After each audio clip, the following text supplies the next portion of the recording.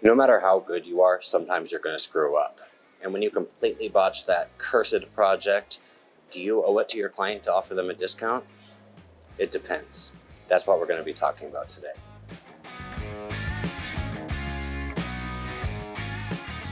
Hello, my name is Dr. Johnson. Welcome to Remotely Possible, where we talk about all things work, remote work, life, you name it.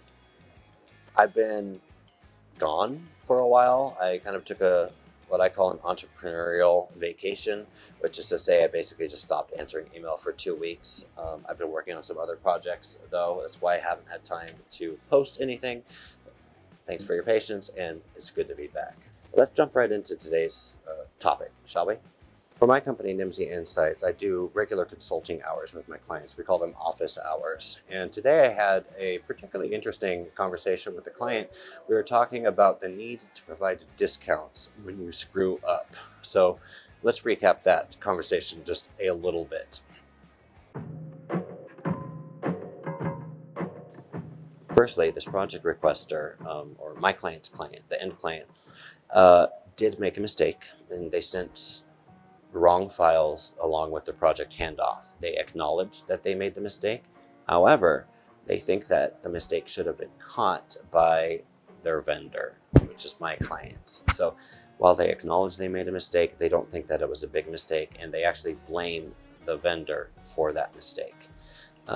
Next, there were 2 vendors working on this project. We don't know who the other vendor is, and we don't know how good of a job they did. We don't know if the quality issues were on their files as well, or just on the files that we delivered. Next, this is a regular client. So it's a client that we regularly receive work from. That's not to say that it's a great client. That was not a strategic client. They're not sending us a lot of work. So it wouldn't be the end of the world if this client were to go away, let's just say. My client has already paid his vendors, so our supply chain is taken care of. That money is out the door. Why is that relevant? Because it's not an option for us to be able to simply pass on that discount to our supply chain, just like our client is passing on that discount, because surely they're getting penalized, so we're getting penalized. We're not going to penalize our supply chain because we've already paid them. And besides, that's just a shitty thing to do. So we don't want to impose a discount on our vendors because it wasn't their fault that this project was the project from hell. The client project manager is new to the team, and this is relevant. It's interesting, I should say, because maybe this person doesn't know how things work. Maybe this person doesn't have a full understanding of how past projects have worked. It's also an unknown because we don't have that relationship built with this person yet. Lastly, the client has asked for that 50% discount, citing quality concerns, but very important, they haven't given any specific examples of quality concerns. So we don't know what they're talking about. We just know that there's quality concerns. We don't know what that means. So very interesting data point there. So let's go back to our original question. How should we respond to the client's demands to reduce our invoice by 50%? Let's look at some examples of what we can do.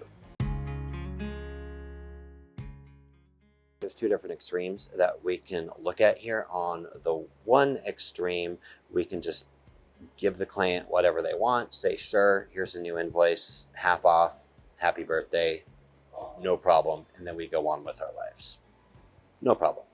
On the other side, we could say, no, we're not giving you a discount, talk to my lawyers. That is the other extreme. None of those seem really great to me, so I'm thinking the perfect solution is somewhere in the middle here, and that's what we need to find. And of course, it's highly dependent upon the context. We've done our discovery already. Let's look at some general principles here that we can go by to help inform our decision on how we're going to respond. First, don't give anything away for free. It would be a mistake to give the client exactly what they want, no strings attached, even if it is the right thing to do, even if you want to do it. The trick here is you always want to ask for something in return. I'm going to say that again. Always ask for something in return. So even if the client deserves that 50% discount, they want that 50% discount, it doesn't mean you have to just give it to them. ask for something. The natural choice here is to ask for something that is monetary because they're asking for a discount. The gut reaction is to negotiate that discount. Instead of saying 50%, you say, well, how about a 30% discount? And then perhaps you agree on 40%. That's how typical negotiation tactics work. However, there are plenty of other bargaining chips out there besides just money that we often forget about. So, for example, one thing that we can ask the client for, that we need to ask the client for, is the feedback. They're citing quality concerns with what we've delivered, but they haven't said why the quality is bad. So we need some examples. We need some feedback. If we don't have that feedback, then we can't improve. So we can ask for that feedback. We can say, okay, we're going to give you a 50% discount. We're going to give you a discount. But before we do that, we need to know what is the specific quality feedback. The next thing that we can do is kind of play good cop, bad cop. Use a bad cop. The bad cop doesn't need to be a person, but you need to use one. It can be challenging to push back on a client in a way that doesn't seem rigid and inflexible. But sometimes we have to be rigid and inflexible. There's just no way around it.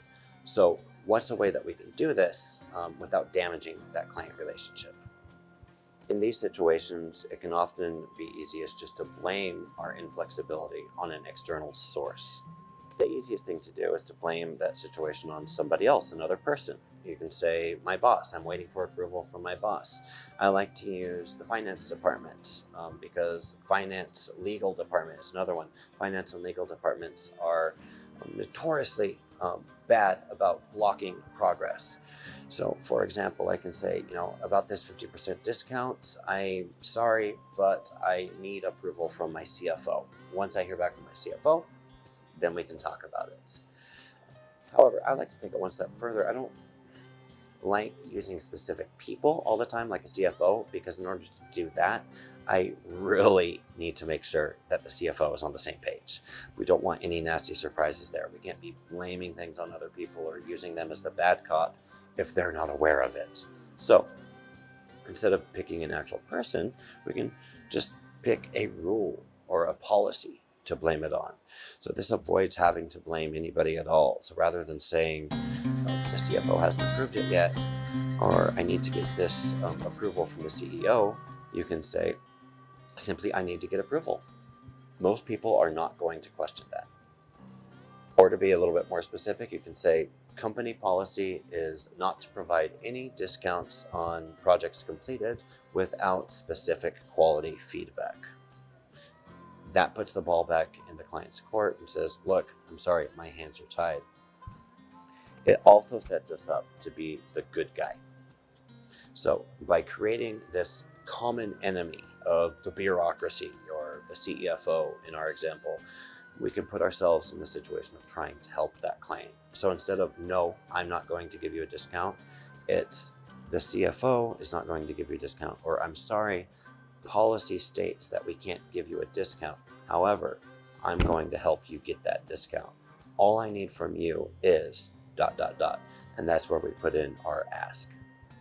This technique is especially useful if it's really important that you, as the project manager or whatever your role may be, it's really important for you to salvage that client relationship. So if the client relationship is important to you, then this is a really good technique for you to be using, because it allows you to keep all of the benefits of the relationship, but putting all the awkwardness onto somebody else. The last thing I want to talk about with you today is probably the most important. Who is right and who is wrong doesn't matter. You made mistakes, the client made mistakes, other people made mistakes. This all matters only in the context of trying to figure out where the power dynamics lay and who owes what to whom and what needs to be done moving forward. But focusing on who is right and who is wrong prevents us from taking a more unbiased approach to analyzing the situation and focusing on action steps that can be taken to get us out of that situation. So don't waste your time focusing on blame. What matters more right now is how the client feels. The client feels that they deserve a 50% discount. It doesn't mean that they're right, but that's how they feel. So we need to recognize that. This means that if we do decide to push back, we need to do so in a way that recognizes and acknowledges the way that the client is feeling. It doesn't matter how we're feeling. It doesn't matter how damaged our ego is. We get to take our ego, we get to put that ego on the shelf, and we get to address the client's needs. So let's take a quick look at an example response. Let's take some of the concepts that we've been talking about today and put it on paper and formulate a very quick response to the client. So here we go. Hello, sir.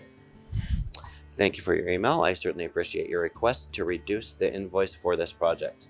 We have been keeping a close eye on this project so as to analyze how we can prevent these same challenges from happening in the future. To process your request for the discount, all I need is a summary of the issues, including file names, that made this delivery unacceptable so that I can submit for approval. The sooner I get this, the sooner I can push the request through. Thank you. And I would sign it, Tucker Jones. So in this example, we're not giving away anything for free. It may seem like we are because we're not pushing back strongly on that 50% discount, but notice we didn't even mention that 50%. We haven't even started that negotiation. All that we're doing is asking for them to provide feedback. If they don't provide the feedback, then we don't update the invoice. Really, if they don't pay the invoice, then we simply wait until the next project, because as we found out in our discovery, this is an ongoing client. There's going to be a next project, and we're not going to accept that project until they've paid all of their bills. I love doing this because you're essentially blaming the delay on a bureaucracy that may or may not exist, but the client will never know.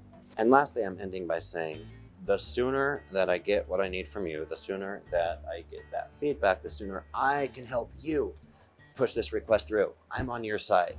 So we're really taking that empathetic approach, showing the client that we're on your side on this, even though we're not, but we're formulating our response in such a way that is really trying to make the best out of a bad situation, really trying to convey to the client that we understand that you're frustrated and we empathize with that. However, we got a job to do too. We've got boxes to check, and we're going to work together with you to make sure that we all get what we need.